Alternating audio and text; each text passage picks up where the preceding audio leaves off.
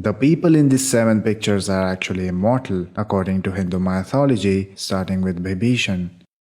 Vibhishan is the younger brother of Ravan, the king of Lanka. In the ancient Indian epic Ramayana, Prince Vibhishan is portrayed as a pious and pure of heart in the epic. After performing a penance to invoke a boon from Lord Brahma, he begged the deity to always set his mind on the path to righteousness and nothing more. Due to Vibhishan's differences with Ravan, and because he was against the act of kidnapping Lady Sita, he fled Lanka. His mother advised him to go to serve Lord Ram, who was at that time assembling an army to defeat Ravan and to recover his wife. As a consequence, he revealed the secrets of Ravan's army and made sure Lord Ram was victorious in the great battle. In the climactic battle between Lord Ram and Ravan, when Lord Ram was unable to kill Ravan, he revealed the secrets of Ravan's weakness. He told Lord Ram that Ravan has stored the nectar of his immortality in his belly and it is necessary to dry it. With this knowledge, Lord Ram was finally able to kill Ravan. When Lord Ram was about to leave Ayodhya at the end of his reign, he assumed his true form of Lord Vishnu, ordering Vibhishan to stay on earth and serve the people and guide them to the path of truth and dharma. Hence, Vibhishan became an immortal,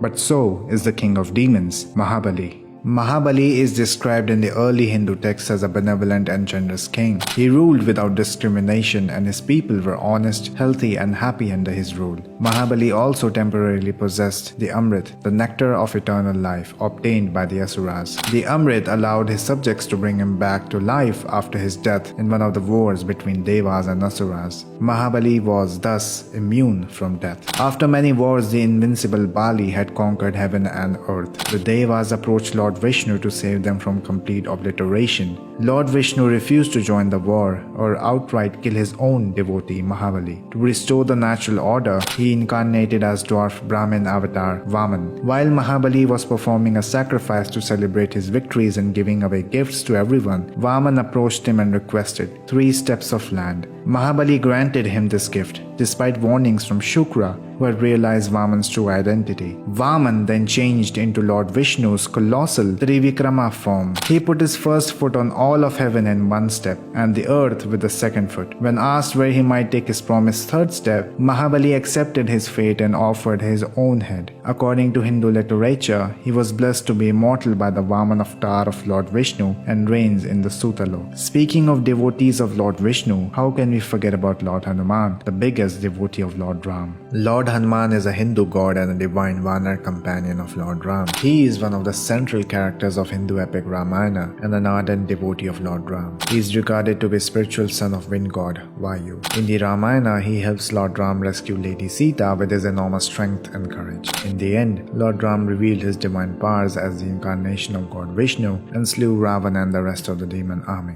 Finally, Lord Ram returned to his home of Ayodhya to return to his place as king. After blessing all those who aided him in the battle with gifts, Lord Ram gave Hanuman his gift, who threw it away. Many court officials were angered by this act. Lord Hanuman replied that rather than needing a gift to remember Lord Ram, he would always be in his heart. Some court officials, still upset, asked him for proof, and Hanuman tore open his chest, which had an image of Lord Ram and Lady Sita on his heart. Now proven as a true devotee, Lord Ram cured him and blessed him with immortality. But Lord Ram refused this and asked only for a place at Lord Ram's feet to worship him. Touched, Lord blessed him with immortality anyways. In the Mahabharata war, he came and sat on the flag of Arjun's chariot to support his fight for Dharma. Lord Hanuman is insanely strong and righteous, and so is Lord Parshuram, the 6th avatar of Lord Vishnu. According to Hindu mythology, Parshuram was born to the sage Jamdagni and his Kshatriya wife Renuka. They had a celestial cow called Saurabhi, which gives them all that they desire. A king named Arjun learns about this cow of plenty and wants it. He asks Jamdagni to give it to him, but the sage refuses. While Lord Parshuram is away from the hut, the king takes it by force. When Jamdagni pleads his case and seeks for the return of the cow, the king strikes him with his fist, killing him. Parshuram learns about this crime and is upset. With his axe in his hand, he challenges the king to battle. They fight and Parshuram defeats and kills the king, according to the Padma Puran. The warrior class challenges him,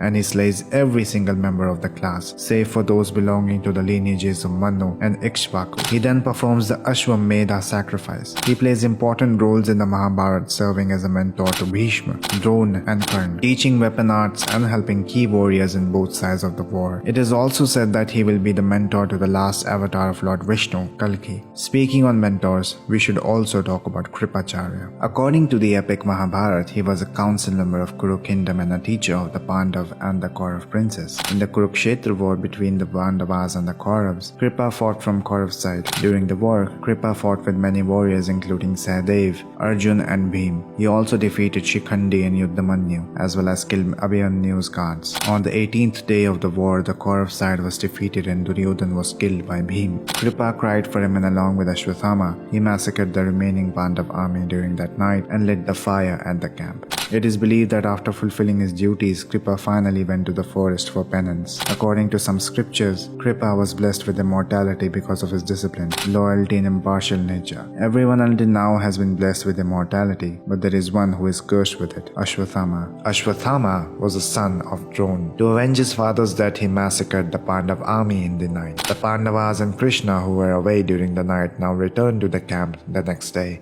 Hearing the news of these events, Yudhishthir faints and the Pandavas become very sad. Bhima angrily rushes to kill Drona's son. They find him at sage Vyas ashram near the bank of Bhagirath. The now triggered Ashwathama invokes the Brahmashira against the Pandavas from a tiny blade of grass to fulfill the oath of killing them. Krishna asks Arjun to fire the Brahmashira as an anti-missile against Ashwathama to defend themselves. Vyas intervenes and prevents the destructive weapons from clashing against each other. He asks both Arjun and Ashwathama to take their weapons back. Arjun, knowing how to do so, takes it back. Ashwathama, however, directs the Brahmashira towards the womb of the pregnant Arjun's daughter-in-law, instead, in an attempt to end the lineage of the Pandavas. Lord Krishna saves Uttara's unborn child from the effects of Brahmashira on request of Draupadi. As the child faced the test of life even before being born, Lord Krishna named him Parikshit, which means the tested one, and later on this child succeeds Yudhishthir to become the next king of Hastinapur. Ashwathama was then made to surrender the gem on his forehead and cursed by Krishna for 3,000 years that he will roam in the forests with blood and pus oozing out of his injuries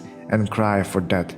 But death would not meet him. The only way we know all this is because it's written by someone. That someone is Vedvyas. Krishna Dwaipayan, better known as Vyas or Vedvyas, is a revered sage portrayed in most Hindu traditions. He is practically regarded as the author of the epic Mahabharata. Vyas is also regarded by many Hindus as a partial incarnation of God Vishnu and the compiler of the mantras of the Vedas into 4 Vedas, as well as the author of the 18 Purans and the Brahma Sutras. He is one of the immortals, implying he is still alive in the current Kali Yuga. The word Vyas refers to compiler or arranger and also means separation or division. Other meanings are split, differentiate or describe. It is also a title given to a holy sage or a pious learned man and applied to persons distinguished for their writings. In every third world age, Dwapar, Vishnu in the person of Vyas, in order to promote the good of mankind, divides the Veda, which is properly but one, into many portions. Observing the limited perseverance, energy and application